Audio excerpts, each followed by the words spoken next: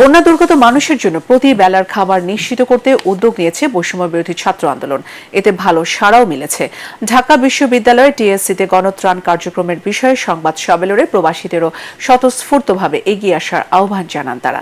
বিস্তারিত আদ্দিন সজীবের রিপোর্টে। বন্যার এই মহাদুর্যোগে যখন পানির নিচে দেশ, চারিদিকে হাহাকার, জীবন বাঁচানোর রাকতে, তখন সারা দেশের মানুষও বসে নেই। এই কঠিন সময়ে যার যতটুকু সাধ্য আছে তা নিয়ে এগিয়ে আসছেন, ছুটে যাচ্ছেন বন্যা কবলিত এলাকায়। দেশের বিভিন্ন জেলার মানুষকে সহযোগিতার জন্য বৈষম্য বিরোধী ছাত্র আন্দোলনের গণত্রাণ কর্মসূচি চলছে ঢাকা বিশ্ববিদ্যালয়ে। নগরীর নানা প্রান্ত থেকে শুকনো খাবার, লাইফ জ্যাকেট, ওষুধ, স্যালাইন সহ নগদ টাকা নিয়ে আসছেন হাজারো মানুষ। কেউ বা দিচ্ছেন ব্যাংকে। এটা আমরা 88 সময় দেখেছি, আমরা 98 দেখেছি।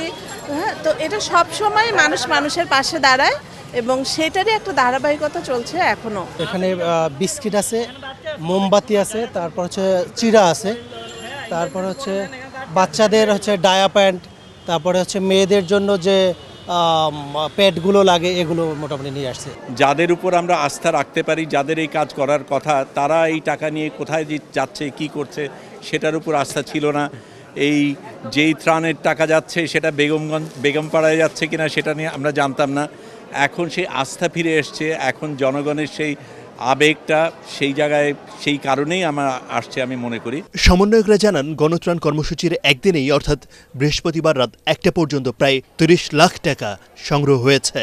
এছাড়া যেসব ত্রাণ এসেছে তার প্রায় শতভাগ ফেনী, নোয়াখালী, কুমিল্লা সহ বিভিন্ন জেলায় পাঠানো হয়েছে। আমাদের টার্গেট হচ্ছে বৈষম্য বিরোধী ছাত্র আন্দোলনের প্রত্যেকটা কর্মী হচ্ছে এই আন্দোলনে যুক্ত থাকবে, যেন কোনো বন্যার্থ মানুষ যেন ক্ষুধার্ত না থাকে। দেশের মানুষ এবং যারা প্রবাসী আছে, রেমিটেন্স যোদ্ধা, তাদের কাছে আমরা সহযোগিতা চাইতেছি যে যেখানে এই সমস্যা তৈরি হবে বা বন্যা প্লাবিত হবে, আমরা যাতে সেখানে ছুটে যেতে পারি। 01886969859 এটা হচ্ছে আমাদের একমাত্র বৈষম্য বিরোধী ছাত্র আন্দোলনের একমাত্র বিকাশ নগেট টাচ বাংলার মার্চেন্ট অ্যাকাউন্ট। অর্থের পাশাপাশি পানি বিশুদ্ধকরণ ওষুধ, শিশু খাদ্য, লাইফ জ্যাকেট বেশি দিতে সবার প্রতি আহ্বান জানানো হয়েছে এই কার্যক্রম থেকে। ব্যক্তি উদ্যোগে মানুষ আসছে, প্রচুর সাড়া পাচ্ছি। মানুষজন আপনারা দেখতেছেন যে প্রত্যেকটা সেগমেন্ট আমরা এখানে আলাদা করতেছি। লাইফ জ্যাকেট আর মেডিসিন যদিও আসতেছে, বাট তুলনামূলক অনেক কম আসতেছে। তাদের বিশ্বাস, দেশ গঠনের মতো সবাই মিলে এক থাকলে এই বড় দুর্যোগ মোকাবেলা সহজ হবে।